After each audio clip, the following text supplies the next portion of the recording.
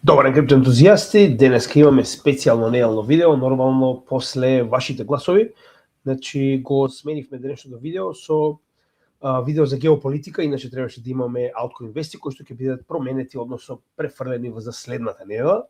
Така да денеска имаме многу битни случувања кои што мора да бидат анализирани, каде што нормално ќе разговараме за целокупната состојба во Венецуела, а нормално потоа и како се тоа ќе се одрази на геополитика и макроекономија. Повеќе во однос на делот со макроекономија ќе обрнеме внимание во следниот лайвстрим, а тоа е следната недела, веќе распоредот е направен. Значи во среда ќе обрнеме цел, да речеме, еден дел на тоа како потенцијално ќе делуваат, би рекол, овие случувања во Венецуела, кои се потенцијалните сценарија откако ќе земе или нема да земе власт Мурика во оваа држава, и како тоа ќе се одрази нормално на пазарот на нафта и вредноста на доларот. Денеска ќе се задржиме повеќе на генералната состојба, каква е ситуацијата во државата, што се случува моментално, и нормално повеќе ќе обрнеме внимание на геополитичките исходи од моменталните случувања. Сега, тоа е во однос на следната недела, значи прво во вторник имаме утрински лайвстрим за техничка анализа на пазарите, за баднике, но нели, работата продолжува. Во среда очекувате дека ќе имаме макроекономија и крипто, лайвстрим во вечерните часови. Божите, така да не верувам дека голем од вас дел ќе бидат негде на гости, верувам дека нема да биде проблем да го погледнете. Па ќе кажам, значи пазарите не спијат, без разлика дали е бадник или Божик, нашата работа продолжува. Во петок имаме altcoin вести кои што нормално моравме да ги префрлиме поради денешните итни случувања. Од текот на вчерашниот ден обрнавме многу внимание за да видиме што конкретно се случува и како тоа ќе делува на пазарите. А во сабота сите наши Patreon членови ќе имаме Patreon заедница лайвстрим со нормално прашањата од нашата Patreon заедница, а истиот лайвстрим ќе биде емитуван во недела како специјално неделно видео во 6 часот на нашиот канал. Сега за почеток, прво, значи 3 јануари, 3 дена човече не поминаа од годинава и ние веќе имаме голем момент, веќе имаме големи случувања, веќе имаме потенцијален почеток на нова војна.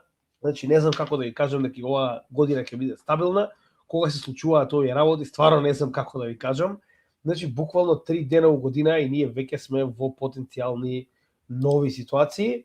Со тоа што еве како изгледаше новогодишната резолуција на Орангутанус американус, верувале или не, само 2 дена порано, значи Орангутанус американус во Мар-а-Лаго, во неговата резиденција во Флорида, запрашан за тоа која е неговата новогодишна резолуција, кажа вака.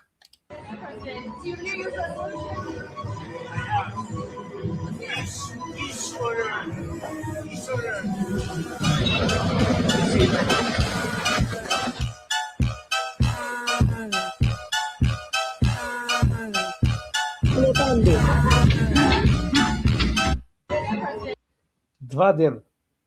Толку. 2 дена траеше резолуцијата на Орангутанус американус.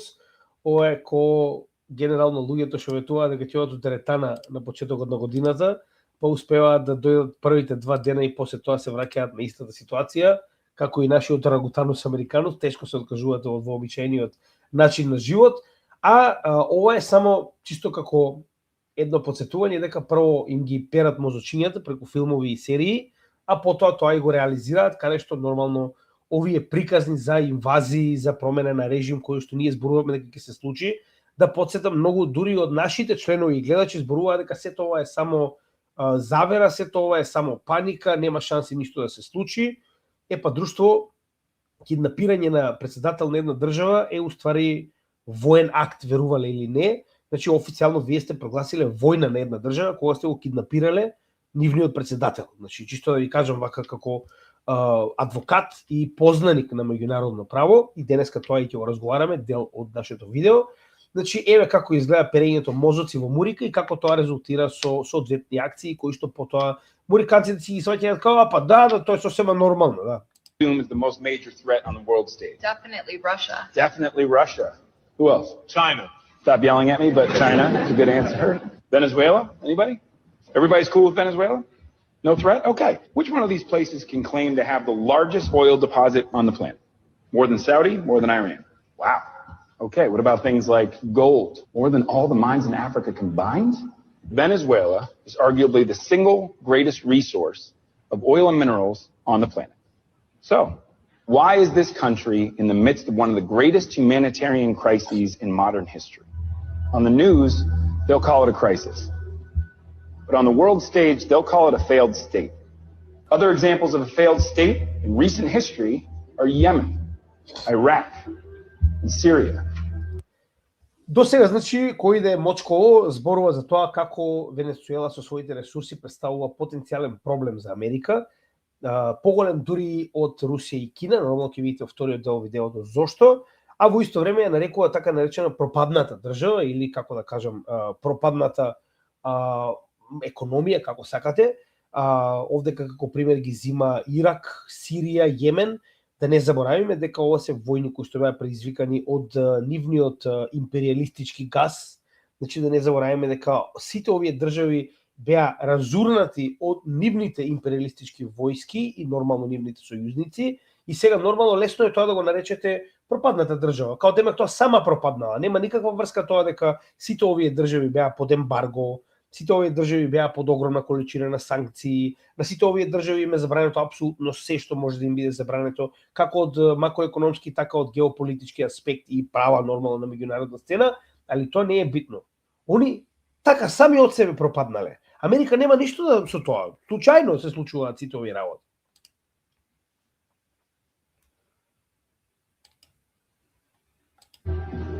If that's not bad enough news for you, well, Venezuela is also the only one of these places within 30-minute range from the U.S. of next-gen nuclear missiles. You will not hear about any of this on the news because the biggest players on the world stage do not want you to. Russia, China, to never be the most major threat until countries like Venezuela leave the door open to our very own backyard. Ова се стандардните приказни за тоа како ние мораме да реагираме и ако треба и пред време да ги уништиме овие држави, пред истите да станат нели закана за нашата слобода, закана за нашата голема демократија, каде што нормално Русија или Кина ќе може тоа да го искористат. Да се подсетиме, кога истата оваа приказна ја гледавме од страна на Русија, каде што истата кажа дека не дозволува ни по точка разно НАТО трупи, било каков тип на гејропски трупи, било каков тип на мурикански трупи да бидат стационирани во Украина, да има било каква поврзаност на украинската војска со сите овие мајмуни, тоа е инвазија. Тоа е недемократски. Кога тоа го прави Америка во Венецуела, тоа е сосема во ред. Тоа било за да се заштитат, значи тоа е само за нивна сигурност, се разбираме. Нема врска тоа што вас не ви се допаѓа, се разбираме. Нема врска тоа што е спротивно на меѓународното право кое што они постојано зборуваат дека треба да биде почитувано, така. За крај на овој клип јас само би напоменал, ако не има проблем, ние ќе организираме, ќе најдеме докази, ќе направиме се што е потребно, само ако може кај нас да ги соберат исти овие што моментално им ја лижат чизмата, значи јас себе лично сам ќе застанеме, ќе најдам аргументи зошто е потребно како Мадуро некои ликови да бидат киднапирани и од нашата држава.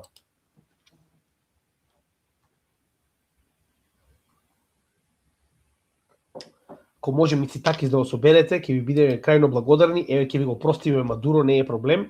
Само сакав да напоменам дека ако треба и ќе најдеме и податоци и причини, не е проблем, само ако може и СДСШ и ДПШН да ги соберете, јас ќе ви простам и за Мадуро ќе ви простам, не е проблем, само соберете екипа кај нас.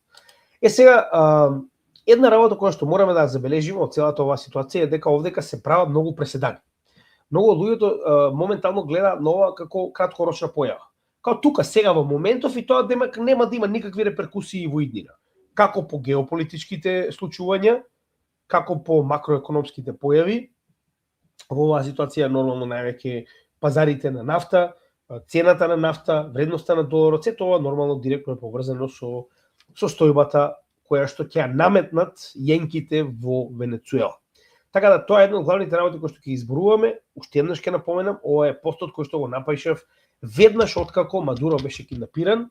Значи, овдека многу добро сум кажал што мислам и тоа го потврдија многу стручници. Јас го напишав во првите 5 минути кога дознав дека Мадуро е киднапиран. Не сте свесни ова каков преседан ќе направи. А тоа е една од работите кои што денеска ќе изборуваме. Од прилика вчерашниот ден за нас или ноќта во Венецуела започна нешто вака од прилика. Фала на Гоце, секој че сам замемео, стварно добро го нашол. Значи вака од прилика изгледаше вчерашната вечер во Венецуела. Со тоа што детално би ви препорачал да го погледнете видеото кое што моментално го имаме во позадина. Тоа е на History Legends, канал кој што навистина многу го почитувам, секоја чест, дечкото знае што прави. Така да, околу тоа како е киднапиран Мадуро, значи линк до видеото од History Legends, кој што е нормално специјалист за конкретно воени движења во светот, би ви препорачал да го погледнете, полно е со детали, значи дечкото стварно прави солидни анализи и веруваме ќе ви се допадне, значи истото може да го најдете во дескрипција. Сега, вака оприлика изгледа ситуацијата откако истиот беше уапсен, значи беше донесен на Иво Џима, тоа е еден од бродовите на флотата на Мурика во јужната команда. Ова е откако истиот пристигна во Њујорк, официјално можеме да видиме дека е приведен и дека е практично под директно старателство, би рекол, или контрола на Мурика, со тоа што, верували или не, имаше еден добар момент што го запази нашата екипа. Моментално дечкото носи Nike влечалки и вика моментално вика огромно као акциите на Nike скокнаа многу, вика поради тоа што истиот се наоѓа во Nike влечалки или тренерки, не сум сигурен, не успеав тоа да го анализирам, има побитни работи нормално, но само сакам да кажам дека ова што моментално гледате, ова е без преседан, значи ова е апсолутно недозволиво што моментално го гледате, значи да биде еден претседател киднапиран од држава. Значи, тоа ќе го покажеме со меѓународни права, ова не станува никаков збор за тоа дали нас се допаѓа или не. Ова е само реална состојба која што истите овие западни мајмуни постојано зборуваат дека треба да биде почитувана правото, како вика они, значи системот на правда во светот, меѓународно право мора да биде почитувано, но тоа важи само ако не е нормално Америка. Кога е Америка во прашање, тогаш не е проблем. Можеме буквално среде ног да дојдеме во вашата држава и да киднапираме апсолутно кого сакаме, вклучувајќи го вашиот претседател. Сега, зошто зборуваме дека ова е апсолутно неодржливо и ова е, мене кој ме прашувате, катастрофа. Значи, ако вакво нешто се случи од страна на Русија, не знам, Палестина и Иран, тоа ќе биде прогласено за инвазија, тероризам. Нормално, кога станува збор за Мурика, тоа е само интервенција, они превентивно поради собствена безбедност, за тоа иначе нема шанси, а кога станува збор нормално уште полошо за Израел, значи тоа е самоодбрана, па што ако убиле човек во друга земја што воопште нема никаква врска со нивната територија, тоа е сосема нормално. Сега, прва работа која што треба да забележиме, затоа што гледам дека дома, посебно некои групи кои што се стручњаци за се, значи кој јас што не се правам стручњак за, не знам, програмирање, физика и така натаму, значи некои луѓе треба да престанат да се прават стручњаци кај што не име местото. Значи сите се најавни стручњаци за меѓународно право, они кажуваат како тоа е сосема нормално и одобриво, значи нели жално е тоа што сите овие луѓе мислат дека знаат нешто, а нема апсолутно никакви аргументи. Значи една работа која што на нашиот канал постојано зборуваме е дека се потребни аргументи. Значи не може само вие да давате ваше мислење, вашето мислење е небитно. Битни се аргументите. Ако вашето мислење е аргументирано, тогаш да, има поента. Ако е неаргументирано и вас ви се допаѓа нешто само заради тоа што вашата страна тоа го направила, тогаш тоа воопште нема никакво значење. Прва работа која што треба да забележиме е дека според самите регулативни акти, значи зборуваме правото, уставот на Мурика, единствениот орган во Мурика кој што смее да дозволи објавување на војна, кој што смее да дозволи воени активности, дури и воени активности, е Конгресот на Мурика. Да, постојат одредени, би рекол, исклучоци, каде што тоа е така речено, тоа е резолуција за моќи или на некој начин ингеренции за воени действија од 1973 година, која што е буквално наменета заради тоа што дотогаш сите претседатели ја злоупотребувале оваа состојба, каде што Конгресот не бил дури ни известен кога се случуваат вакви, да речам, активности. Зошто е ова така? Значи, според ова, прво, уставот стриктно забранува било како тип дејство без дозвола на Конгресот. Второ, кога станува збор за било каков тип на активности, кое што е допрецизирано со оваа резолуција за ингеренции за воени действија од 1973 година, вели: прво, во рок од 48 часа, што и да е превземено од страна на председател, мора веднаш да биде известен Конгресот. Да се разбереме. Не е ова само кога нешто ќе се превземе, што е дозволиво само ако Америка е загрозена во моментов. Значи, тоа е ворена состојба во која што ако Америка е под некаква закана, истата мора да реагира со цел да се заштити себе си, собствените граѓани, собствената територија, па макар и тоа да е надвор од Америка. Како, кажете ми вие, Венецуела е закана за територијата, сигурноста или државјаните на Америка, освен ако истите не дошле во самата Венецуела? Како е закана? Кога се наоѓа на буквално другата страна од океанот, кога станува збор за Америка. Сега, втора битна работа која што е прекршена. Во ред дека се известени во Конгресот, но, вели, ако било што се подготвува да се презема било каков тип на насилни действија на друга територија, на друга суверена земја, мора да се извршат консултации со Конгресот. Нешто што не е направено. Очигледно, тоа ќе го видиме од вестите од Америка. Односно, Конгресот треба да биде известен од доколку има соодветни подготовки за да се превземат некакви действија. Со оглед на фактот дека Мурика самата призна дека нејзините специјални сили активно се подготвувале за ова со денови. Значи, зборуваме неколку недели се вршеле подготовки за оваа акција. Зошто тогаш не е известен Конгресот и зошто не е направена консултација дали ова е дозволиво? Што значи дека ова е прво неконститутивно од страна на нивната територија, на нивната земја. Истото може да го видиме од вестите кои што испаѓаат од другата страна. Во ред, знаеме дека сите републиканци се на страната на Трамп и го одобруваат тоа, но вели демократите моментално велат дека ова е неоправдано.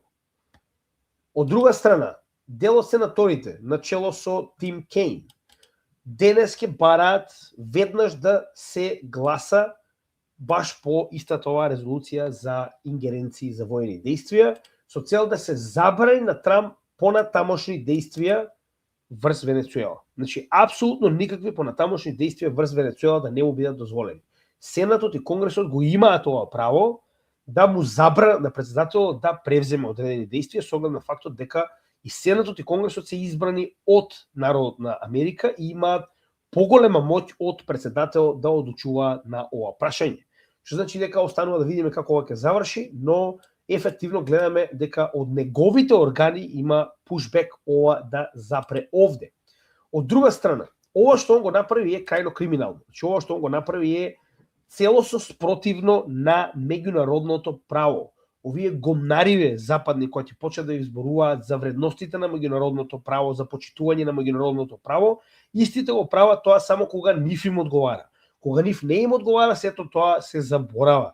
Значи, многу пати до сега сме го виделе тоа. Конкретно во оваа состојба да не одолговкуваме, да не навлегуваме во други теми, како стои, да речем, работата во оваа ситуација.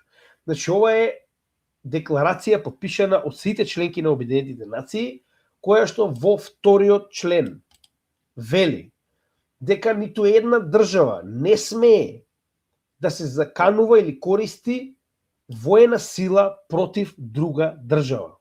Ова што Америка го правеше во последнија 2 месеци е конкретно и целосно спротивно на овој артикл. Америка нема апсолутно никакви ингеренции ниту да се заканува, ниту да врши воени действија нигде во светот, освен на сопствената територија.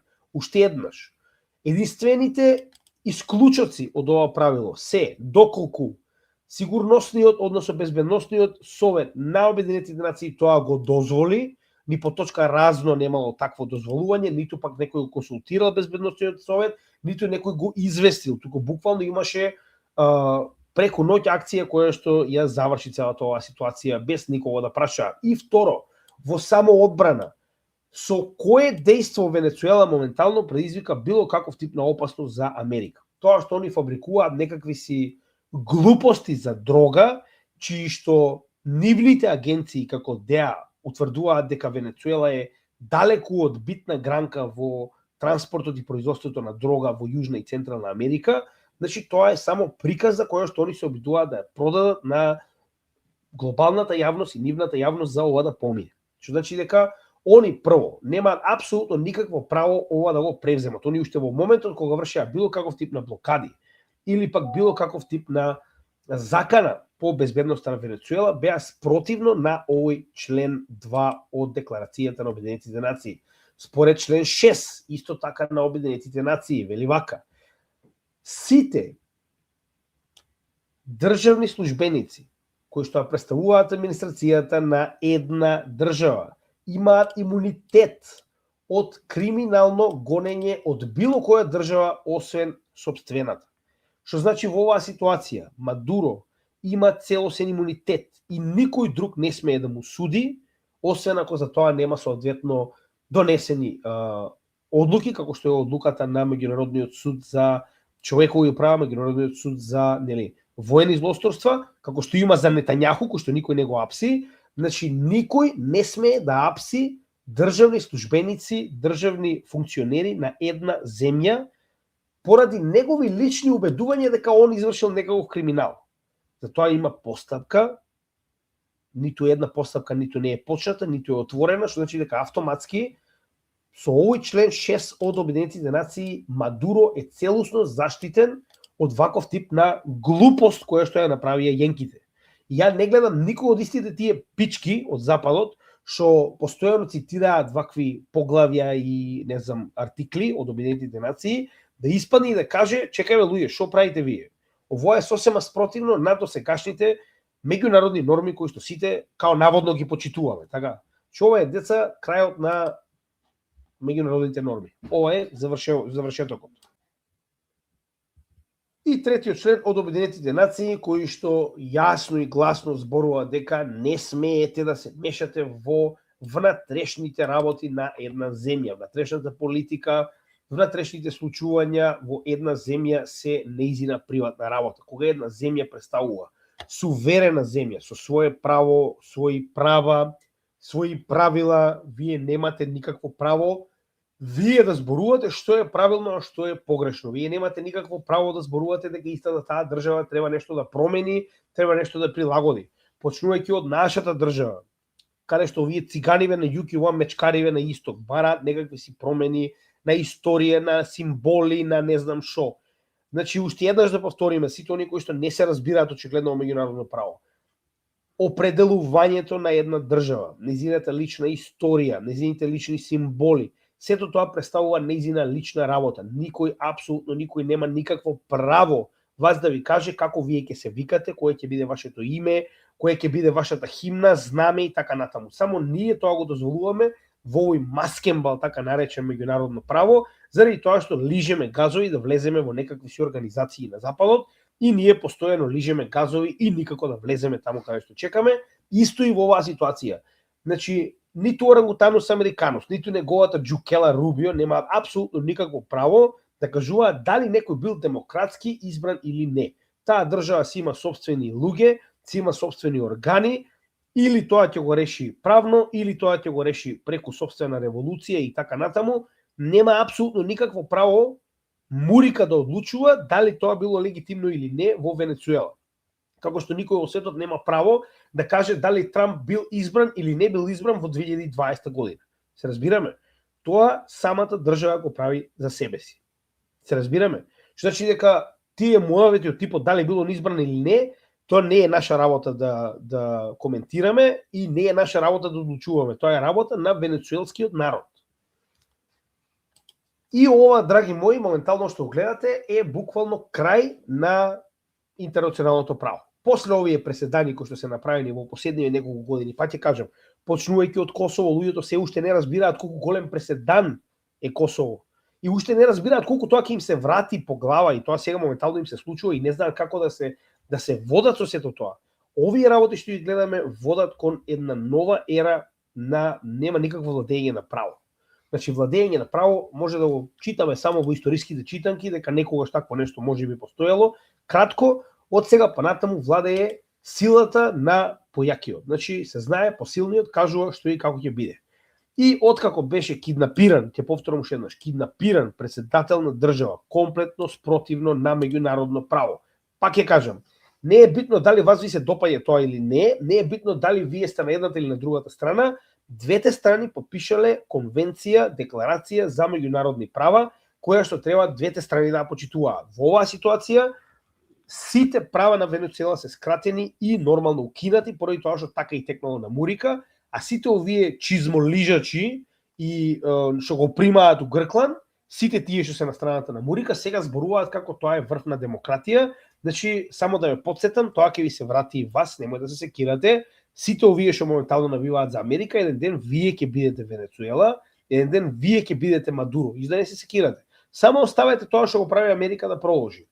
И еве како изгледаше декларацијата на моронот Трамп, откако целосно противправно беше киднапиран Мадуро. До степен каде што повторно, комплетно противправно на меѓународните норми, он сега ќе ја превземе власта во Венецуела. Замислете. We're going to run the country until such time as we can do a safe, proper, and judicious transition. So we don't want to be involved with having somebody else get in, and we have the same situation that we had for the last long period of years. So we are going to run the country until such time as we can do a safe, proper, and judicious transition. And it has to be. Значи, ова е болен ум, ова е лудак, ова е човекот кој што дојде на платформата како нема веќе нови војни, како ќе имаме мир во светот, како ќе работам на запирање на војните, како работи на запирање на војните, со бомбардирање на Иран, како работи на запирање на војните, со тоа што Израел и понатаму убива палестинци, со тоа што ја бомбардира Венецуела, со тоа ли запираме со војни, бе?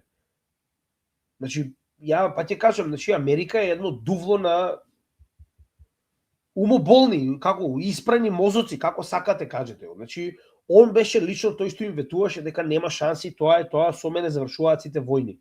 А за ова што правиме сега? Или во не се важи?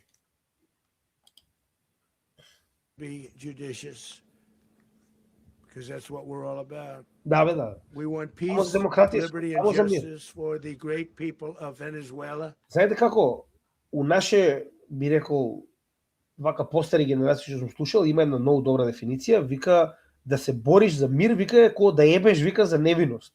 Вика колку што можеш да постигнеш невиност кај една жена со ебење, така можеш и да постигнеш мир со борење, така. Во оваа ситуација со силување на уште една нација. And that includes many from Venezuela that are now living in the United States and want to go back to their country. It's their homeland. Да. We can't. Ето кога ќе се вратат венецуелците назад до Венецуела? Никогаш. Кога ќе се вратат украинците назад во Украина? Добро. Вие уништете економијата и државата и они сега ќе се вратат во држава која што е целосно уништена поради вашите војни, само заради тоа што вие наводно сте ослободили. Добро, ајде. Can't take a chance that somebody else takes over Venezuela that doesn't have the good of the Venezuelan people in mind. Нас е страх, вика, дека некој друг, вика, што го нема доброто за венецуелците на памет, вика, ќе ја завземе државата, вика, повторно, као вика, оти ние сме, вика, само за тоа, вика.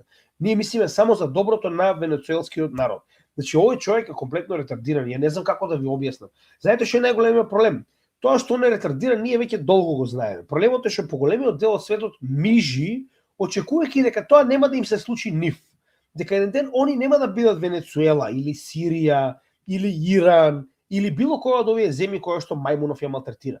Така да само да ја потсетам, вие продолжите да се ќутите, има едно правило многу добро кажано, вика, за злото да победи, вика, доброто треба само да ќути, ништо да не превзема. Еве тоа моментално се случува. Они си прават што сакаат, сите си ќутат, си го пушат и моментално после цацко ќе им биде крив кога тоа ќе дојде во нивната земја. Памтете го ова и баш ќе ви покажам како само го пушат, посебно кога станува збор за Гејропа, затоа што Гренланд е следен, а Гренланд не е комунистички. Decades of that. We're not going to let that happen. We're there now, and what people don't understand, but they understand as I say this, we're there now, but we're going to stay until such time as the proper transition can take place. So we're going to stay. Значи, нема да го слушаме ово по 15-ти пат, неговиот сон дека наводно ќе ја воделе Венецуела, не заборавајте дека прво Венецуела и понатаму има значи кој да води. Така, значи моментално целиот овој режим како што они го нарекуваат од Венецуела, единствено председателот е остане. Што значи дека целата негова, како што они ја нарекуваат, инсталација се уште таму. Односно, една интересна работа која што мора да забележиме е дека Трамп најави дека ќе ја води Венецуела, а веќе во следната реченица кажа дека ќе ја поправеле нафтената инфраструктура. Многу се загрижени за венецуелскиот народ, па затоа ќе ја поправат венецуелската инфраструктура за нафта. Во исто време, значи еве како изгледа моментално, нешто интересно да пуштиме во однос на, ако се сеќавате, имаше Нобеловка од Венецуела, која што во 2025 година доби Нобелова награда за мир, повикувајќи инвазија на сопствената држава од Мурика. Значи ова е, па ќе кажам, некој тип на заев во венецуелска форма, каде што вие повикувате туѓа земја да направи инвазија врз вашата, а за тоа добивате Нобелова награда за мир. Значи, ако Западов до сега не беше пролупан комплетно, ова беше, мислам, како да ви кажам, најголемото достигнување за ретардираноста на Западот во 2025 година, давате Нобелова награда за мир на човек кој што јавно повикува за инвазија на сопствената држава. Значи, награда за мир на човек што повикува на инвазија. Значи, браво, секоја чест. Гејропа е, значи, број 1 демократски брудерхуд. You mentioned, though, Maria Corina Machado. Here's a little bit of what she had to say on Fox and Friends. Watch. I completely trust the strategy President Trump is developing and his Secretary of State, Marco Rubio. They know very well with whom they're dealing with. This is not a legitimate president. This is the head of a criminal structure. Значи, ова беше добитничката на Нобелова награда, предавникот на Венецуела, која што повикува Америка да ја преземе Венецуела. Не заборавајте дека низините очигледно очекување беа дека истата ќе биде ставена да биде, нели, марионетска влада, тоа е стандардна работа, како и во многу други држави кои што тоа го направиле американците, каде што она како, нели, директно поддржана од Мурика ќе биде инсталирана како марионетска влада со оглед на фактот дека она вети дека ќе ги отвори сите можни ресурси за да бидат искористени од Мурика. Значи, тоа беше незините очекувања, моментално зборува дека целосно ги поддржува, дека комплетна доверба има, дека Рубио и Трамп се, нели, најдобри во свет. That was already defeated in a presidential election by landslide. So they know how to deal with these kind of individuals that are criminals, narco-terrorists, and I believe that Maduro will get a very clear picture of what are his options and what's the future for Venezuela. What would be your message to Americans who are worried that this could become another costly foreign entanglement for them? I believe it's exactly the contrary. Maduro started this war. President Trump is ending this war. Вика, што ќе кажете на американците кои што мислат дека ова ќе биде само уште една бескрајна војна?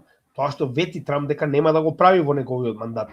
Вика, само ќе ви кажам дека Мадуро ја почна оваа војна, вика, Трамп ќе ја заврши.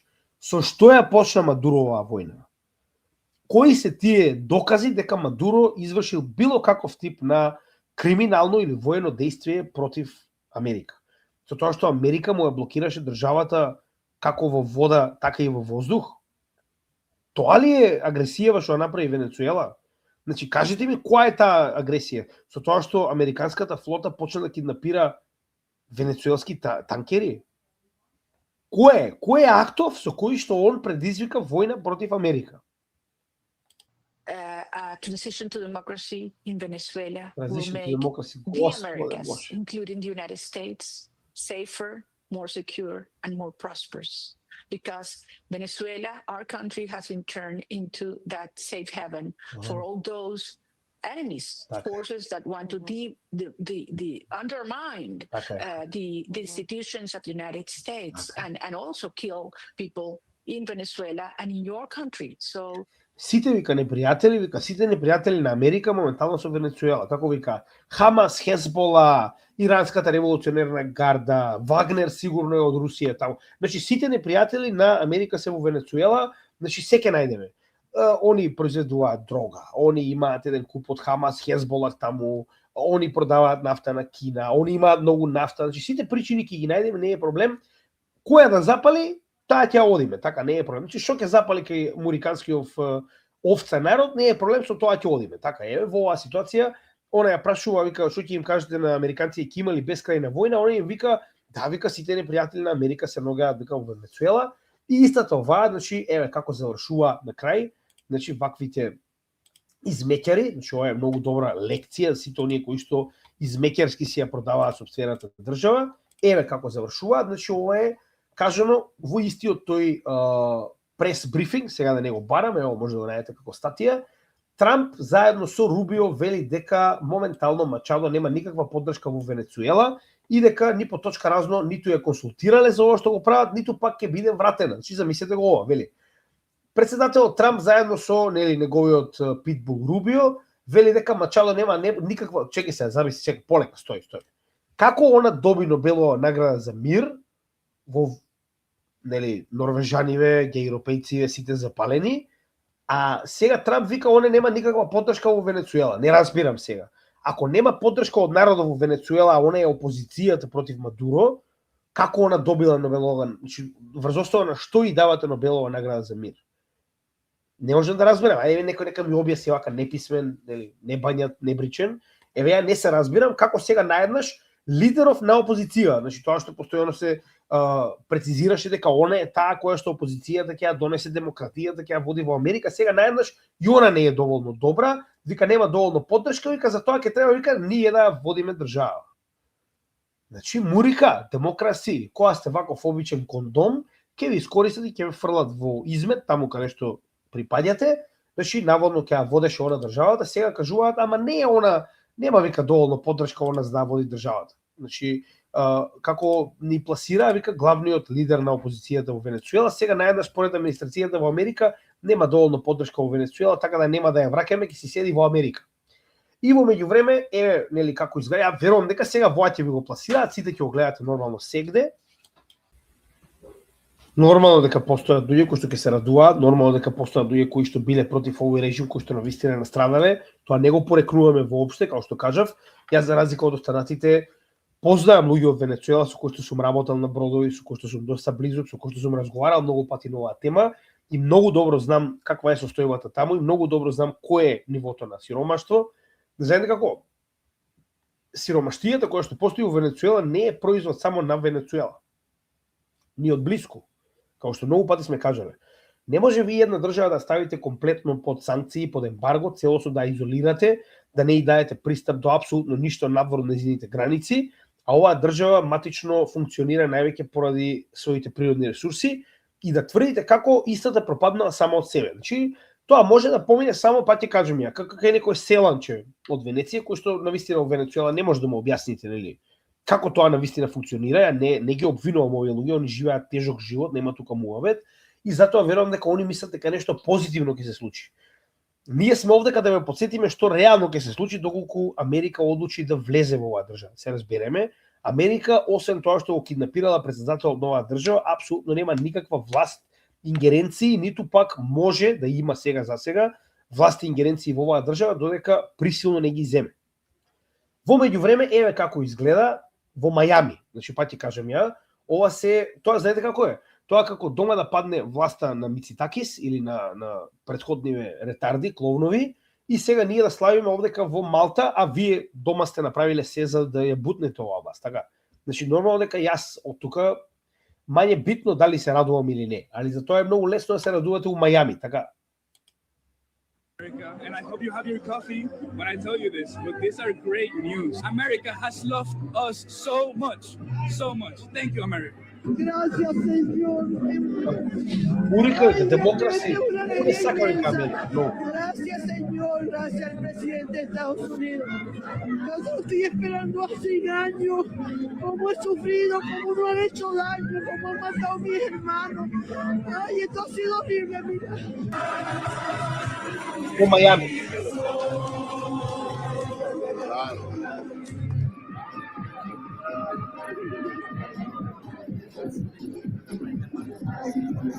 Значи, ова се случува во Мајами и сега нормално сите ќе ви кажат како венецуелците се радуваат, дека тоа е одлична вест, дека нема подобро, дека се е тоа супер.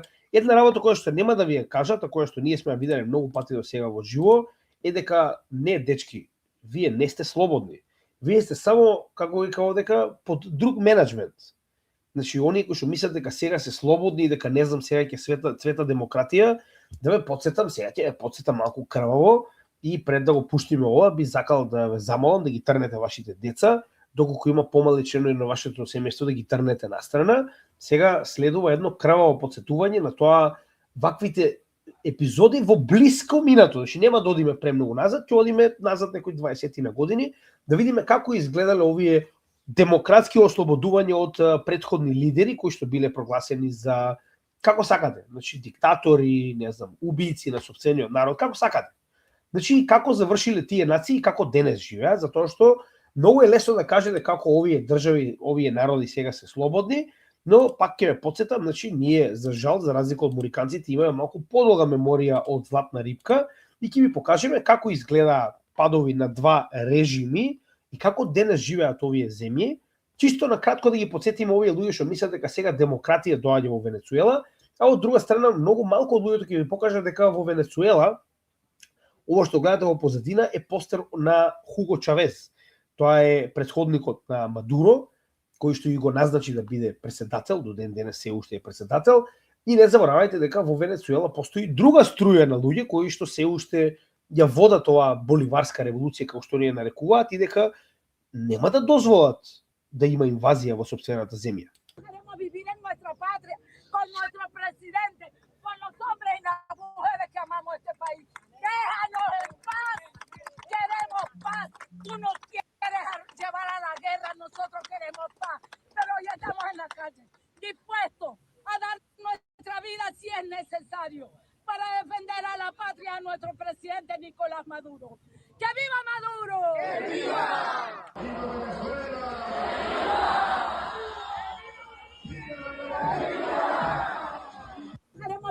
Значи, само знаете дека не е еднострана оваа ситуација, како што многу луѓето сакаат да ја покажат, туку има тука повеќе реалности кои што очигледно прозападните медиуми нема да ви ги покажат, они ќе ви покажат како народот во Венецуела е комплетно екстетичен за тоа дека моментално ги ослободиле од овој како што они го нарекуваат нели диктатор кој што ги убива сопствените луѓе. Значи колку пати сме слушале оваа приказна?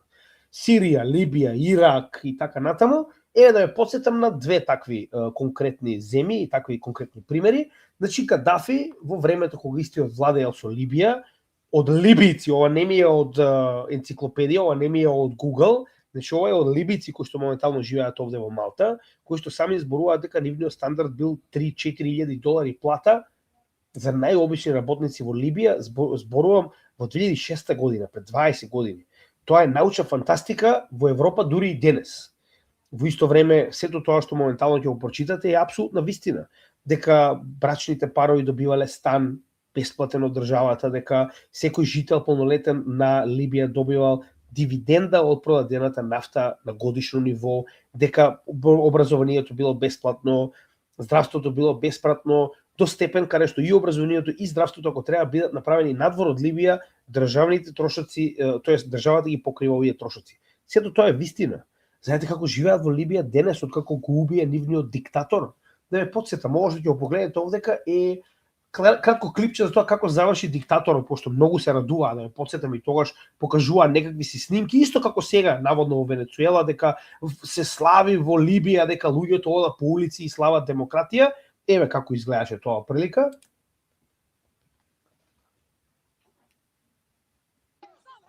If it goes ahead, they'll look into the chaotic first moments following his capture and how the beaten and bloodied Colonel Gaddafi was clearly taken alive. But in what appeared to be a short while later, was seen again apparently lifeless. Вака изгледаше моментот кога губија Гадафи и нормално целиот свет се радуваше, како кажа кучката крвничка од Америка, вика, ние дојдовме, видовме, а он умре. Така беше муабетот.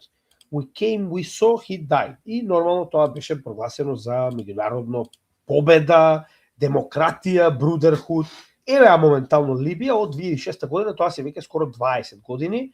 Неговиот пат беше негде 2009-2010, сега и не се сеќавам точно, не е ни битно. Значи дека минимум 15 години Либија е поделена на три делови, каде што имаме три различни воени структури кои што владеат со оваа земја, моментално истата е апсолутно претворена од најбогата држава во Африка во колонија која што имаме три различни власти кои што моментално имаат три различни војски, има пресметување помеѓу овие војски постојано. Они се 15 години во цивилна војна, граѓанска војна. Само да прашам каде е сега, се знае ли демократија кога ќе дојде ли или на пат е уште? Може и уште ја градат 15 години. Прашите сега колку дивиденди добиваат за нафтата која што се продава од нивната држава. Немој да мислите дека запрело пумпањето нафта. Само што сега не ја продава Либија нафта, туку ја продаваат тие што поседуваат Либија, западните нормално колониализатори што ја предизвика оваа војна. Прашете сега дали имаат бесплатно образование, дали имаат соодветно здравство, прашете ги. Еве јас сум ги прашал. Знаете кај си сега моментално? На Малта се сите. Со многу понизок стандард. Ама, нели, демократија, тоа е цената на демократијата, така? Супер со демократија, гледам дека одлично им оди. Следниот кој што ќе го погледнете овдека исто така истата ситуација беше Хусеин. Значи ја никогаш по точка разум нема да кажам дека едниот или другиот се добри или лоши. Јас само ви покажувам што се случува во овие држави откако ќе дојдат истите овие кучиња кои што постојано зборуваат како носат демократија по светот. Ова што ќе го погледнете во позадина е Садам Хусеин и неговото бесење, значи истиот беше обесен за разлика од Гадафи кој што беше така речено убиен со прострелни рани, буквално во тоа видео што го гледавте таму. Значи моментално може да забележите Садам Хусеин, лидерот на Ирак, пак во ред истиот предизвикал војни, не велам не, но во Ирак сигурно не било толку лошо колку што беше откако падна неговиот режим и откако западните сили дојдоа со Rolling Thunder операцијата и донесоа демократија. Значи, му ставија машнава во ред, сето тоа супер и моментално сите задоволни го обесија, така, значи заврши целата оваа ситуација, немој да се секирате, демократија е на пат, така. Добро.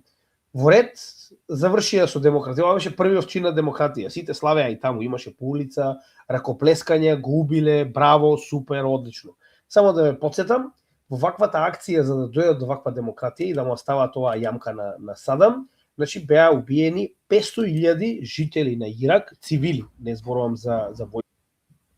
За војската нема ни да зборуваме, тоа е веќе сосема друга приказна, но исто како и Либија, моментално можеме да видиме дека Ирак живее во целоса демократија, мислам таму цвета демократија со тоа што имаме огромна количина на фракции повторно кои што владеат со Ирак, каде што северниот дел е практично окупиран од курдите кои што беа малцинство во Ирак, каде што има уште еден дел кој што е под контрола на Господ знае кој.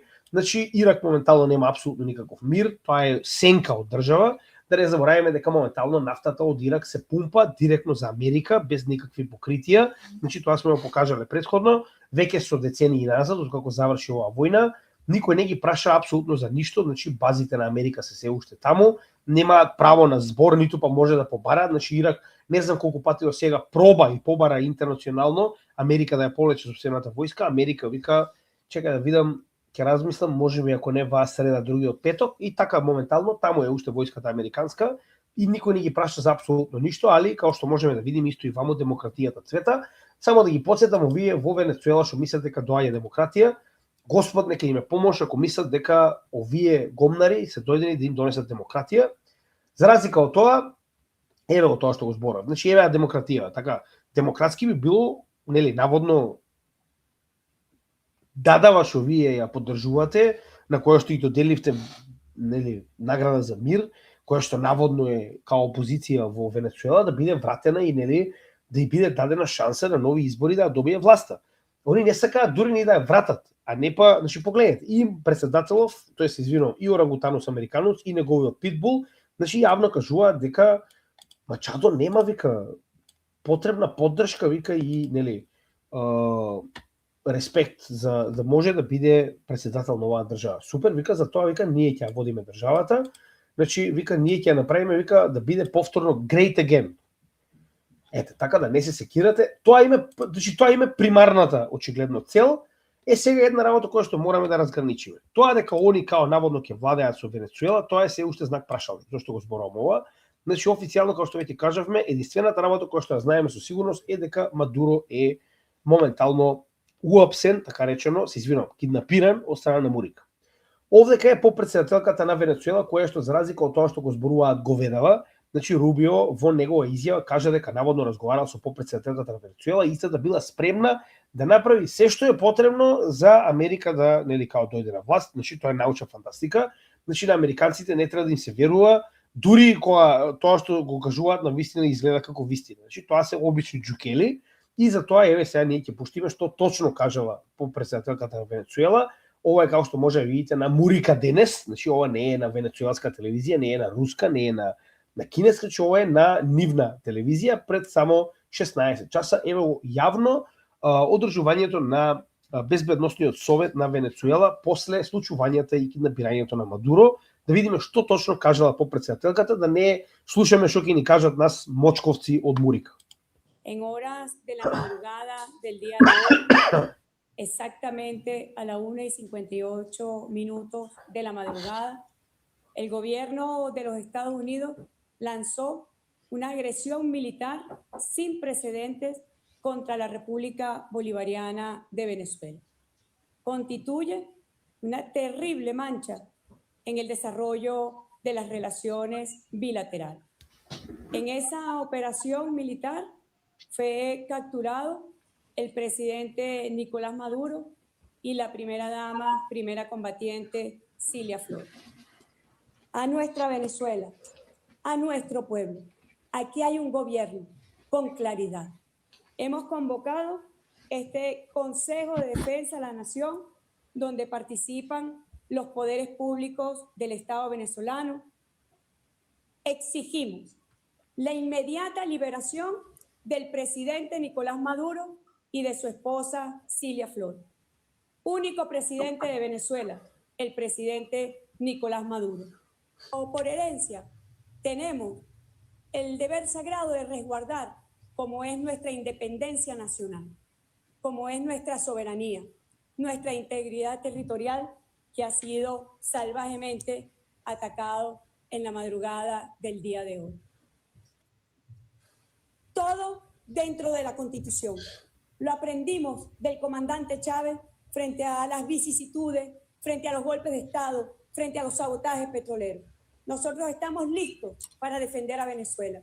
Nosotros estamos listos para defender nuestros recursos naturales que deben ser para el desarrollo nacional. Los extremistas que han promovido esta agresión armada contra nuestro país, la historia y la justicia se los hará pagar. Si hay algo que el pueblo venezolano y que este país tiene muy claro, es que jamás volveremos a ser esclavos, es que jamás volveremos a ser colonia de ningún imperio, del tinte que sea. Значи, овдека јасно и недвосмислено пред попредседателката на Венецуела моментално кажа дека прво бараат веднаш да биде ослободен Мадуро, затоа што тоа е киднапирање, тоа нема апсолутно никакво покритие, што знаеме дека нема да се случи. Второ, вели моментално нас ни паѓа на власт практично со оглед на фактот дека они се следни после Мадуро според уставот, да ја бранат републиката и да не дозволат никој друг да биде нормално контрола врз оваа земја кој што не е од Венецуела, кој што не е избран од венецуелскиот народ, со тоа што истата да повикува дека сите треба да испадат и да бранат Венецуела при потенцијална инвазија. Ова што гледаме овдека се контрира комплетно со тоа што го кажа питбулот на Трамп, односно Рубио, кој што зборува дека наводно ќе им било дозволено. Не има дозволено. Сега, ја уште еднаш овдека пред самиот крај на првиот дел би ве замолил да погледнете видеото кое што е во дескрипција. Тоа е видеото од History Legends, каде што секоја честна човекот, значи многу добро, објаснува како е извршен овој напад и овдека сега за прв пат ја спомнеме дека се повеќе и повеќе изгледа дека ова што моментално го видовме е предавство од внатрешна страна на Мадуро, со оглед на фактот дека Америка, за да може да тренира со денови на макета, која што видовме, може да видите и вие во самото видео, на макета за тоа како да биде уапсен Мадуро и каде ќе биде Мадуро точно, мора да дојде од некој од внатре. Не заборавајте, ова е екстремно сиромашна држава, многу е лесно да најдете луѓе кои што за пари ќе ви ги предадат овие информации. Од друга страна, значи, па ти кажам, целата оваа ситуација, сите овие одбрамбени, да речем, капацитети кои што ги има Венецуела, иако не се премногу добри, да бидеме реални, Венецуела е доста сиромашна земја, значи ништо од ова да не биде активирано и да нема ниту една жртва на страна на американците во време на ваков напад е апсолутно надвор од било каква логика. Единствена логика овдека е дека некој дефинитивно или се откажал од одбрана, или едноставно бил платен да се откаже од одбрана, но нели, да не шпекулираме, као што кажав, ова не е моја јака страна, би ве замолил, погледнете го видеото, каде што со соодветни докази човекот тврди дека Мадуро е предаден. И уште една интересна работа, да не забораваме дека буквално неколку часа пред да се случи оваа инвазија, така речено, и киднапирање на Мадуро, висок представник на Кина го посети Мадуро во неговата палата во Каракас, во Венецуела, што реално е доста негативен, би рекол, аспект за БРИКС, дека во оваа ситуација само неколку часа после посета на висок кинески премиер, висок кинески дипломатски представник, се случува вакво киднапирање на Мадуро.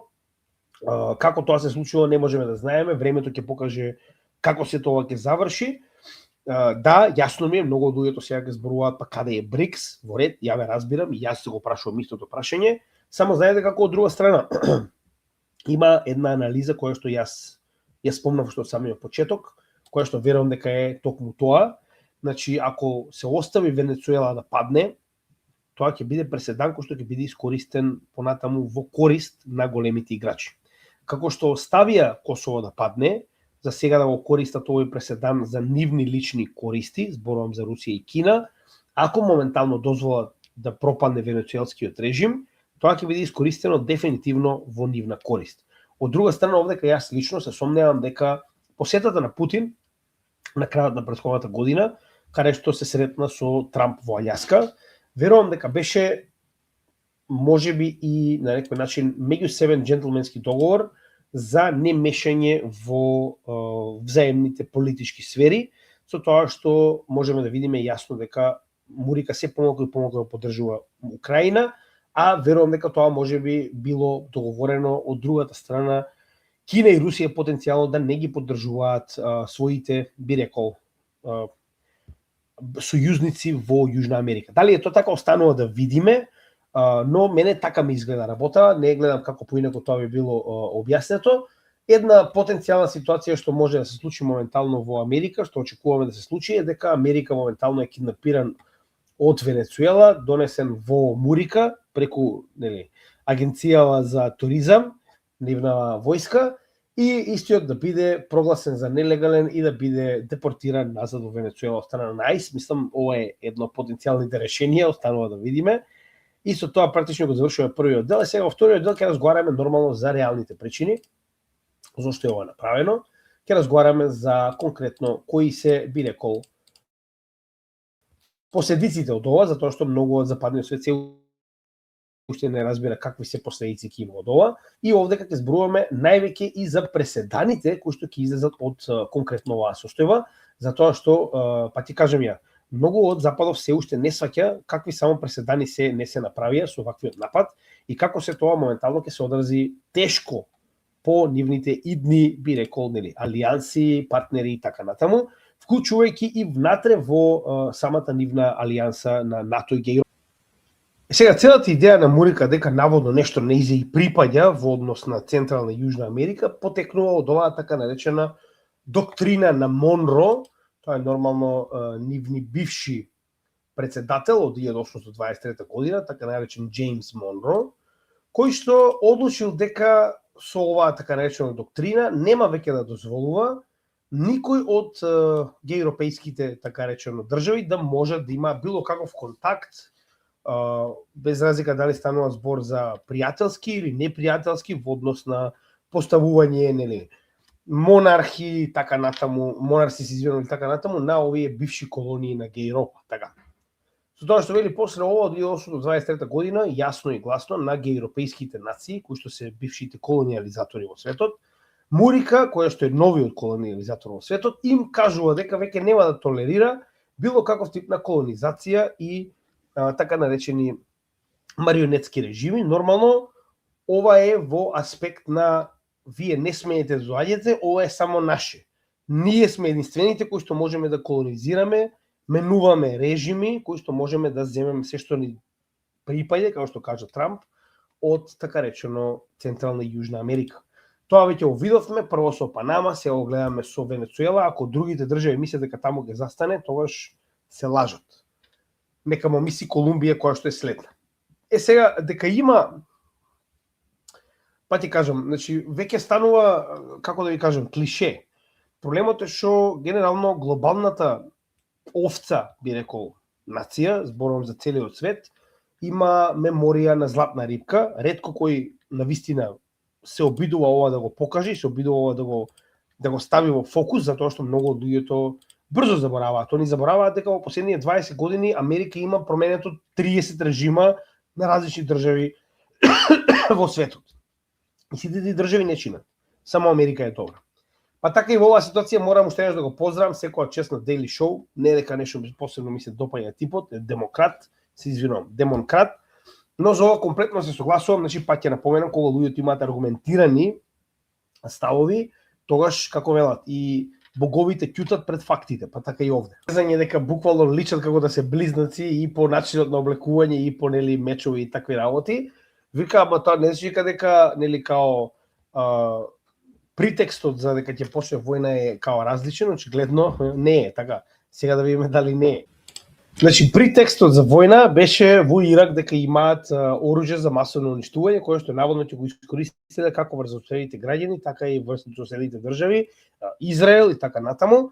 И нормално они испаднаа сами и кажаа дека немало такви оружја, дека го уништија целиот тој регион, не само Ирак, дека убија половина милион цивили и дека апсолутно не најдоа никакво оружје за масовно уништување.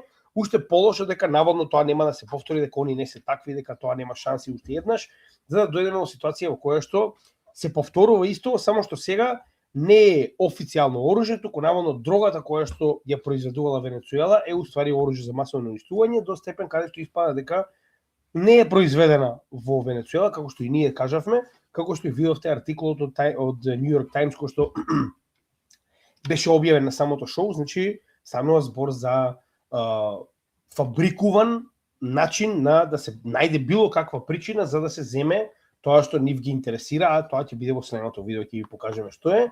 Само уште еднаш кратко морам да го пуштам делов каде што, значи, папагали не им се рамни барем да пробаат да ги сменат ако ништо друго изјавиве. Не се нормални, ова што гледате куклен театар, нема да го пуштам понатаму. Веќе го покажав еднаш, морав да го споделам уште еднаш, затоа што е навистина релевантно во оваа ситуација. Ви предложил да го сакате да го погледнете, значи истото може многу лесно да го најдете на Daily Show. А сега мора да пуштиме која е реалната, значи, причина. Веднаш после муабетот од типот ние ќе водиме Венецуела, во истиот тој разговор, во истата таа реченица, Орангутанус Американус јасно и јавно кажува која е причината поради која што Америка е дојдена. Значи нема тоа никакви муабети од типот на демократија, многу биле загрижени за венецуелскиот народ, има една единствена причина. We're there now, and what people don't understand, but they understand as I say this, we're there now, but we're going to stay until such time as the proper transition can take place. So... И сега врти страница. Значи, тоа беше првиот момент од разговорот. Тука сме, вика, да има демократски, вика, процес на превземање на моќта, но we're going to stay until such time as we're going to run it essentially until such time as a proper transition can take place. As everyone knows, the oil business in Venezuela has been a bust, a total bust for a long period of time. They were pumping almost nothing by comparison to what they could have been pumping and what could have taken place. We're going to have our very large United States oil companies, the biggest anywhere in the world, go in, spend billions of dollars, fix the badly broken infrastructure, the oil infrastructure, and start making money for the country.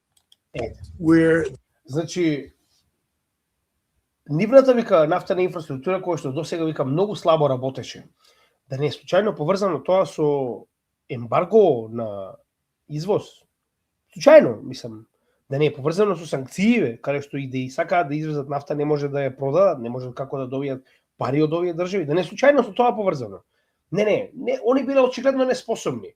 Во времето на Хуго Чавес имате огромна количина на нафта која што е извезена, Значи тогаш биле способни и нивна инфраструктура за нафта работела, но сега, после овие да речем 15-20 години на санкции и ембарго, вика не, вика гледаш, вика срамота, ништо не произведуваат, вика ништо не пумпаат, вика сега вика нашите мултимилиардерски вика компании ќе дојдат, вика, ќе инвестираат голема вика количина на милиарди вика во инфраструктурата за нафта вика во Венецуела, вика и вика истата ќе биде поправена вика и ќе почнат да прават пари. Супер. Добро. Мислам ние не знаевме, добро е што вака не просветли и што сега знаеме дека ете тоа била работа, нафта било, не било уствари демократија, ама во истата реченица, значи дечко во истата реченица прво зборува за некакви си права, слобода, демократија, за после тоа да каже дека се дојдени за да ги превземат нормално нафтените полиња. И еве овдека може да погледнете представник на американската војска, кој што не двосмислено не само за Венецуела, значи она јасно кажува овдека дека целиот регион Господ нека име на помош, што им се спрема.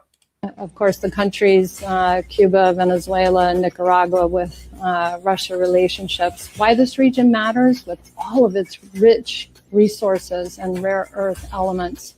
You've got the lithium triangle. Значи лиги течат, се гледа по фаца, лиги течат кога зборува за тоа што се има во овие држави. Which is needed for technology today. 60% of the world's lithium is in the lithium triangle, Argentina, Bolivia, Chile. Само да ја подсетам, моментално зборува првенствено за оној триаголник за најбогати земји на со литиум, кој што моментално е една од најбараните елементи за производство на батерии за секаков тип на електронски што и да се возила и така натаму. Само да се подсетиме, Аргентина и Чиле моментално имаат режим кој што е на директен или индиректен начин поставен од страна на Трамп. Значи, он апсолутно го плати следното председателство на Милеи, со тоа што кажа дека доколку го поставите повторно и изгласате Милеи, ние ќе ви дадеме пари за вашата економија да не пропадне, додека за разлика од тоа во Чиле истиот буквално го поддржа и поздрави, значи наследникот на Аугусто Пиноче, тоа е касапот кој што беше буквално поставен од страна на Мурика, откако Алиенде беше убиен од страна на ЦИА, со буквално оваа реченица, вика чилеанскиот народ не може да му биде дозволено сам да одлучува за негово добро. Еве, проверете, значи како е убиен Алиенде, тоа го зборува тогашниот председател и нели ЦИА дека треба они да одлучуваат во името на оваа нормално нација. Па така и во оваа ситуација, значи гледаме како тоа полека се имплементира преку режими кои што се директно во кооперација или поседувани од Мурика моментално во 2025 година.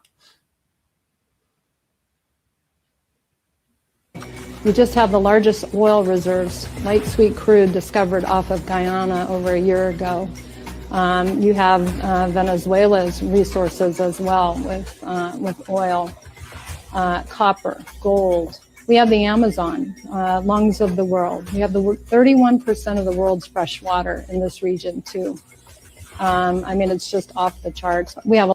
Значи прво е зборува Венецуела и Гојана, која што моментално голем дел од истата е под Венецуела, значи Венецуела присвои голем дел од Гојана, каде што вели се најдени огромни вика резерви на нафта, буквално вика на самиот брег од Гојана, што значи дека кога поседувате Венецуела, поседувате и нели се тоа што го поседува голем дел од Гојана.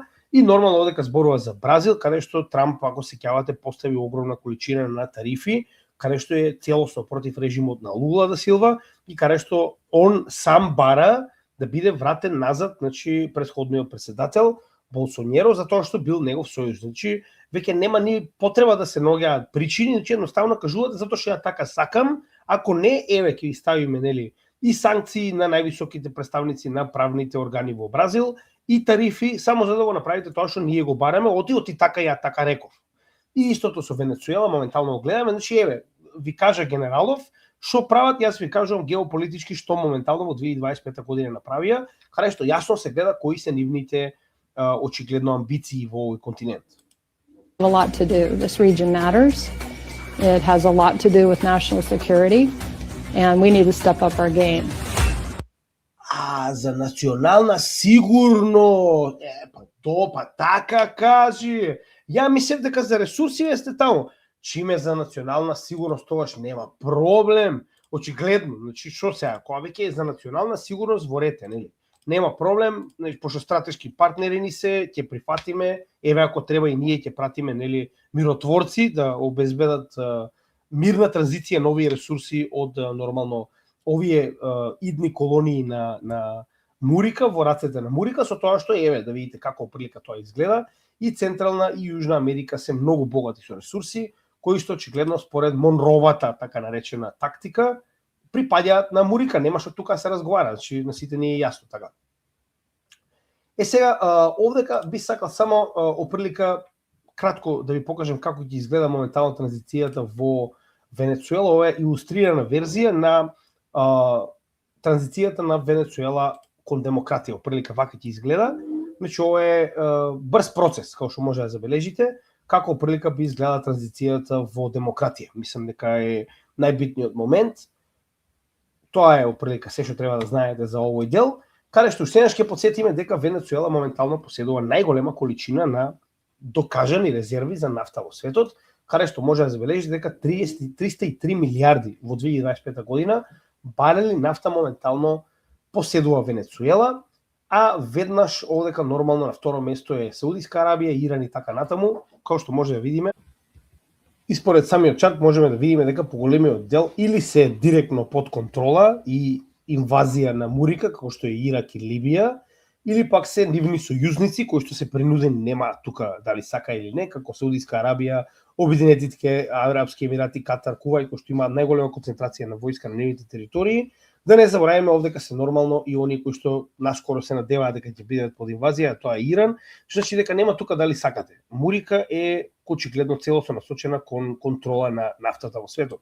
Да не забораваме дека на второ место овдека имаме и состојба на газ, каде што исто така доста на врвот се наоѓа и Венецуела, иако моментално истата е на така наречено, сега ќе видиме точно кое, 10-то место. Тоа не го менува фактот дека има голема количина на природен газ.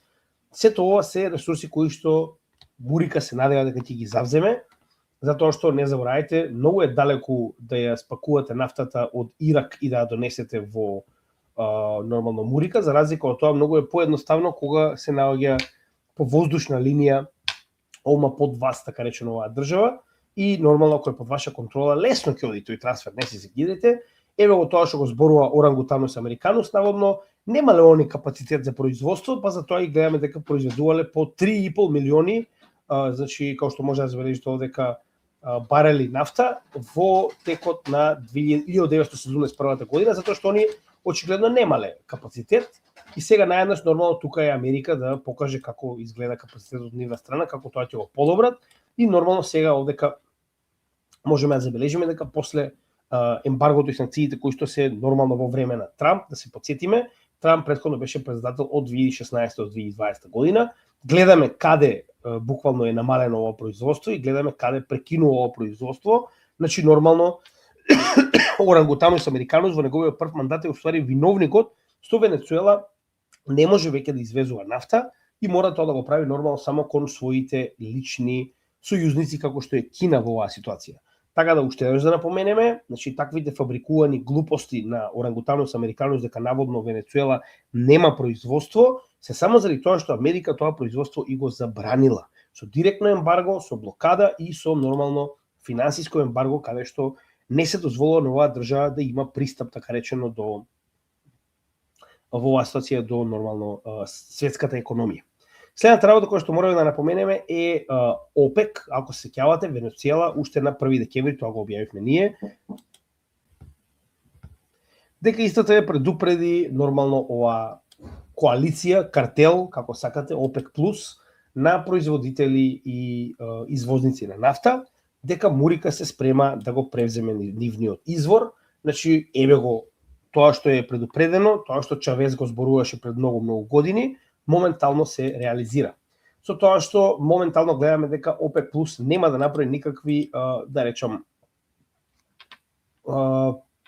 придвижување на производството во една или во друга насока, останува со она производство кое што досега беше имплементирано, зборувам во однос на рестрикциите за производство на своите членки, со тоа што уште еднаш да напоменеме во кратки црти, ова ќе биде образложено во среда, во вечерните часови, во нашиот лайвстрим, дека ако се сеќавате, овдека може да забележиме, ова што гледате е моменталната политика на Федералната резерва и нивните каматни стапки, а ово што гледате плавата линија е уствари вредноста на доларот и нормално чартот е вредноста на нафтата. Каде што може да забележиме дека вредноста на нафтата и вредноста на оваа каматна стапка на Федералната резерва се директно инволвирани во вредноста на доларот. Како што може да забележиме дека одат во тандем, како нафтата и каматните стапки на Федералната резерва, така и вредноста на доларот расте и обратно. Така да во оваа ситуација до сега Америка нормално целосно ја контролира политиката на својата централна банка, што е 50% би рекол од на некој начин силата која што би рекол ја детерминира вредноста на доларот, додека за разлика од тоа не беше случај и со нивната нафтена, би рекол, со нафтата во светот, иако истата се пресметува во петродолар, значи 4/5 од трансакциите на нафта и понатаму се во долар. Тоа не го менува фактот дека ОПЕК плюс е тој кој што моментално ја диктира вредноста на нафтата, заради тоа што има многу поголем капацитет за производство и извоз на нафта. Со тоа и можеме да видиме во претходниот период, значи овдека сега ќе го извадиме првиот, да речем, битен фактор во цената на доларот, тоа е каматните стапки. Вториот, како што кажавме, представува што? Представува капацитетот на производство на ОПЕК. Со тоа што видовме во претходниот период, кога нормално администрацијата на Мурика се обидуваше да ја контролира цената на нафтата, зборувам претходната, Гериатрија Џо, со воспоставување на така наречено продажба на сопствената резерва на нафта. Значи видовме дека истите во текот на од март 2023 година, значи можеме да видиме, ова беше најавено од март 2022 да се извинам година, со цел да ја намалат количината на нафта која што може да ја продаде Русија и на тој начин дури да продава да нема доволна цена, затоа што во исто време ако продава и друга земја како Америка која што има голема количина на нафта, колку повеќе нафта на пазарот, толку повеќе нејзината вредност паѓа. Така во оваа ситуација Америка проба да го искористи ова оружје кое што гледаме дека го акумулирало уште од 1918 година и верували или не, буквално половина од истото, значи половина од сопствената резерва за нафта ја продаде, ја врати својата резерва на нафта во 1982 година и повторно не успеа да ја диктира цената на нафтата. Односно ова беше лекцијата која што администрацијата на Трамп ја научи. Можеме да видиме дека буквално одлуките на ОПЕК, овие бели линии, беа причините поради кои што цената на нафта да се движеше нагоре заедно со вредноста на доларот. Значи, тоа ни покажува дека до овој момент се уште ОПЕК ја има главната, би рекол, одлука за вредноста на нафтата преку диктирање на тоа колку нејзините членки може да произведуваат и извезуваат и на тој начин практично покажа дека Америка е далеку од доволно силна за да може да се замеша во овие одлуки и гледаме дека моментално тоа Америка се обидува да го елиминира, односно, како што веќе кажавме, значи доколку вие моментално сте најголемиот производител на нафта во светот и ја контролирате земјата со најголема резерва на нафта во светот, автоматски вие се ставате во ситуација да можете за прв пат во поновата историја да се напреварувате со најголемите во оваа ситуација нормално со самиот ОПЕК. Така да јас и понатаму тврдам дека ово што моментално го гледаме е лекцијата која што ја научи Трамп од Гериатрија Џо и се обидува нормално да ја примени. Ако немате доволно нафта, тогаш треба да најдете уште нафта за да имате поголем, би рекол, збор во овој пазар, а со оглед на фактот дека единственото покритие на доларот моментално е нафтата, автоматски, ако вие само половина од вредноста на доларот ја детерминирате преку вашата централна банка и каматни стапки на истата, тогаш вие мора да земете, работите во сопствени раце и да најдете начин како да контролирате целосната вредност на доларот, а тоа нормално е што? Контролирање на најголемото производство и резерви на нафта и на тој начин ќе имате надмоќ над ОПЕК. Сега за сега ОПЕК плюс не реагира, дали тоа така ќе остане останува да видиме, но тоа е една од главните работи кои што ќе мора да ги следиме. Овдека многу јасно кажано, тоа што ние го зборуваме, Мурика моментално, значи ова некој го нарекуваат храбро, а некој го нарекуваат колониализам. Сега вие видите како сакате.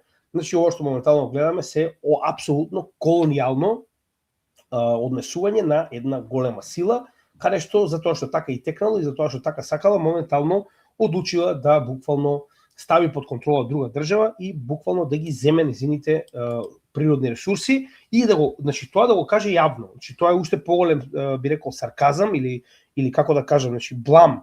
Каде што вие воопште веќе не се ни замарате, значи нема што да се расправам. Доаѓам, зимам и тоа е тоа. Ви се допаѓа вас или не, јавно кажав дека од сега па натаму вашите ресурси се мои. Тоа е главната причина која што ќе обработиме детално во среда, а во исто време уште еднаш сега ќе зборуваме за преседаните на кратко. Значи ова се преседаните кои што моментално се поставени од страна на оваа ретардирана администрација која што се уште очигледно не им текнува како се тоа ќе заврши катастрофално за нив на долг рок. За да го покажеме тоа, овде ќе покажеме еден клип од 2021 година. Значи не заборавајте дека ова вашиот противник, гледам дека многу од луѓето имаат против секоја чест за исклучоци, но гледам дека многу од луѓето критикуваат тоа што го прави Русија или тоа што го прави Путин, а забораваат дека моментално исто го гледаме од западот, ама никој не реагира. И затоа е пред 4 години, значи овдека јавно и јасно може да видите недвосмислено од страна на Путин, значи како изгледаат неговите планови и зошто се тие планови направени. Значи тоа е една многу битна работа. Да не забораваме дека ова што моментално го прави Путин не почна во Украина, тоа е исклучиво битна работа. Значи многу од луѓето се уште забораваат од каде почна приказната, што потоа ја гледаме и во Украина и во Тајван. Да се потсетиме. I am really well aware of all the documents of the International Court of the UN on the situation in Kosovo. I remember very well the decision of the International Court, which says that when implementing the right to self-determination, this or that territory of any country does not have to ask for permission to declare their sovereignty to the central authorities of that country. That was written in relation to Kosovo, and that was the decision of the International Court. And that decision was supported by everybody.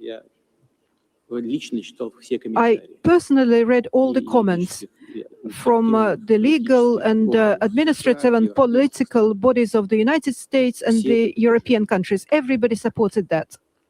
Ева ка сега. Значи овдека во 2021 година го кажува и го повтори во 2024 година 2025. Вели, значи право да се потсетиме дека многу од западниве џукели, вклучувајќи џукели дома кај нас, славеа за тоа дека наводно Косово се отцепило, станало држава и тоа е као не знам многу битна работа. И сега да се потсетиме, они што од тогаш зборуваат како ете гледате Русија колку е слаба, она не дојде, не направи ништо, не превзема ништо околу тоа, ги остави повторно србите. Тоа е вистина до делумно. Односно, ова што сега го гледаме со киднапирањето на Мадуро, дали ќе се одрази оваа недела или оваа декада, ќе се одрази. Исто како ова за Косово, во превод.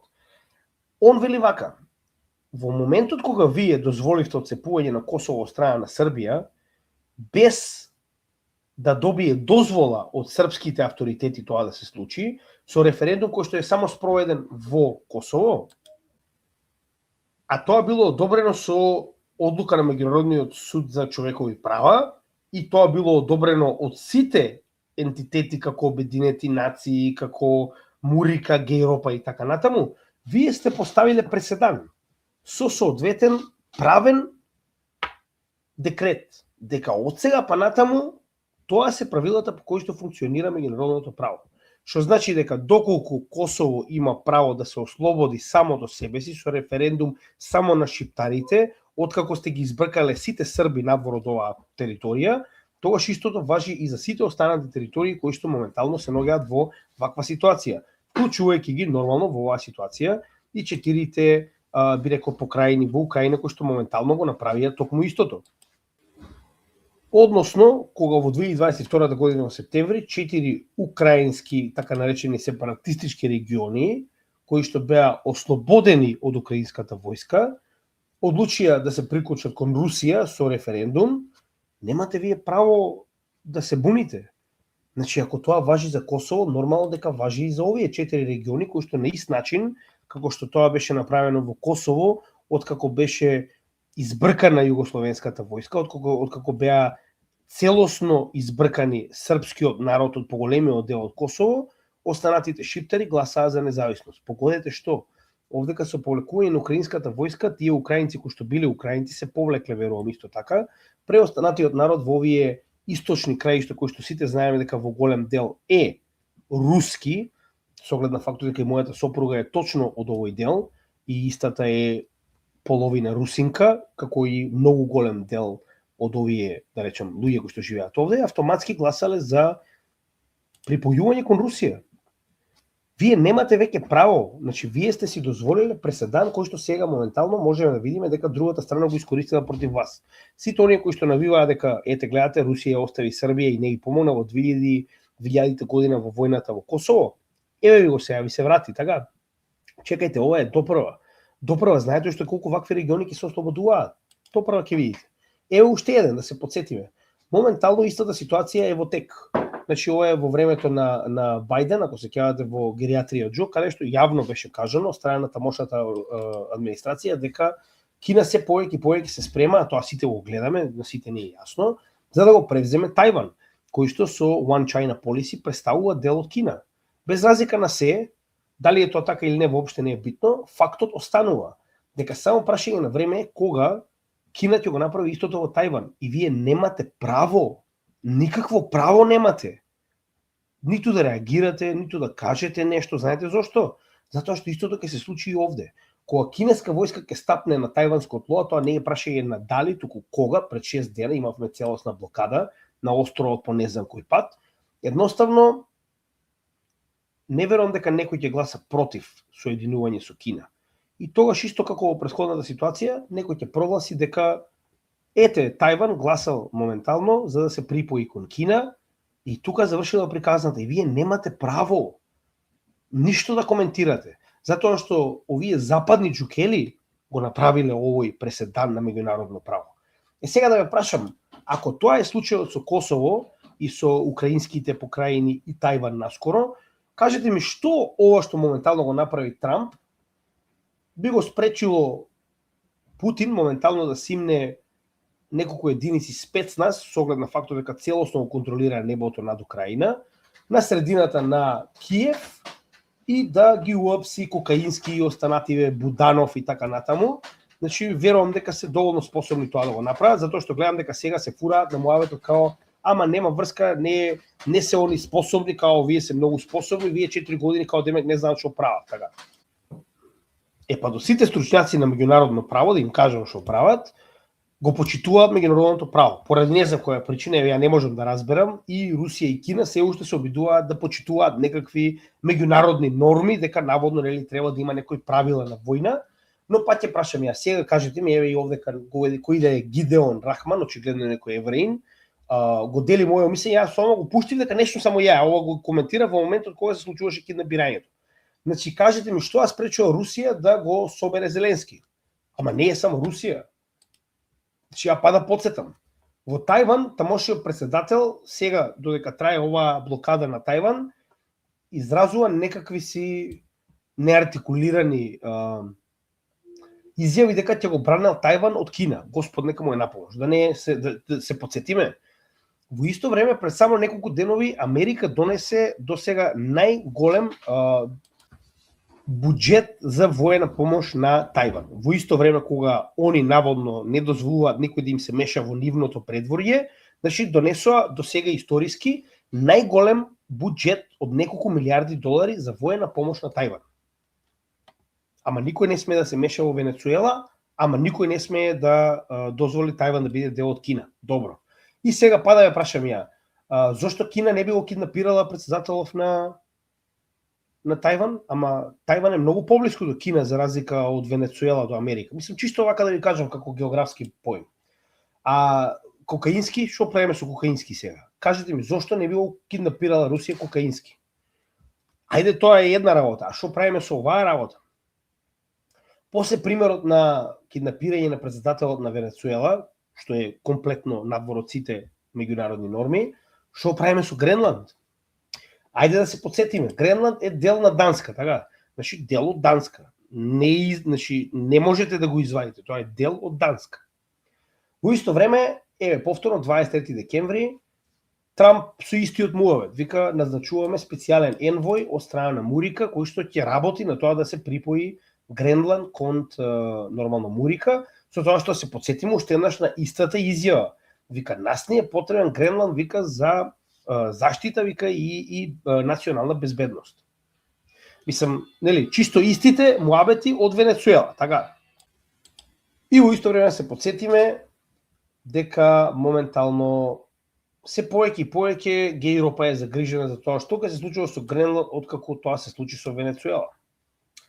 Да се подсетиме исто така дека сите геј европски моментално распрскувачи на фекали и така наречени медиуми јавно зборуваат што сега доколку Трамп одлучи исто да го направи во Гренланд.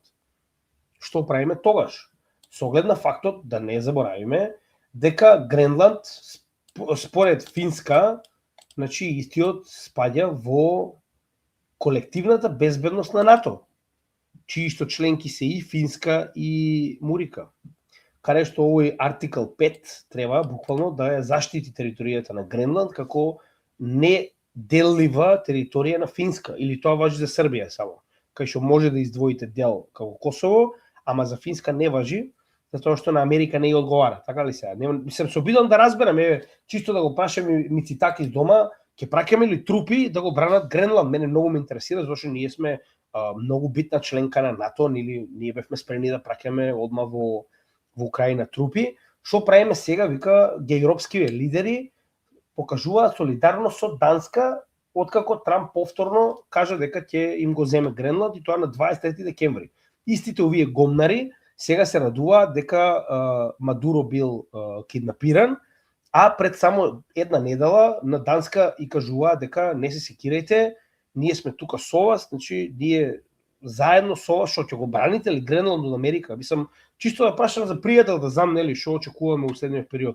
Ова се некои прашања што ме мачат од ваквите нели, примитивци како кај нас овие што мислеа дека НАТО е правилната одлука. Значи, јас само вака ќе кажам. Моментално гледаме дволичноста како излегува на видео. Додека Северна колонија Франција и останатите прозападни колониализатори зборуваат како Мадуро требало да биде уопсен и киднапиран, во исто време Норвешка, Данска, Финска зборуваат дека требало да се почитува меѓународното право. Зошто да не се уплашени од нешто? Зошто они не се радуваат на тоа дека Мадуро е уопсен? Мислам, чисто прашувам. Сега, како наеднаш Норвешка, Данска и Финска, кои што се засегнати од целата оваа ситуација, посебно нормално Финска, чијата територија се наоѓа во оваа ситуација Гренланд, што правиме сега во оваа ситуација? Како сега наеднаш они се загрижени за меѓународно право, а Северна колонија Франција не е загрижена и они го поздравуваат киднапирањето на Мадуро. Мислам, они прво не знаат сами што прават. Со ова можеме да завршиме денешното видео, се надевам дека уживавте како и секогаш. А како и секогаш на самиот крај, као што знаете, ова е нашата Patreon заедница, нормално местото каде што заедно со сите македонци кои се дел од нашата заедница, разменуваме нормално мислење, разменуваме знаење, едукација, на тој начин напредуваме сите заедно во целиот овој сектор. Со тоа што пак ќе напоменам, значи оваа мала членарина која што членовите на Patreon заедницата ни ја плаќаат, ни помага да можеме да го работиме ова на уште повисоко ниво, со уште поголемо темпо, да ги покриеме нашите трошоци, да организираме настани за заедницата. И пак ќе напоменам, значи слободно може да дојдете бесплатно да видите како е да се биде дел од нашата заедница, 7 дена.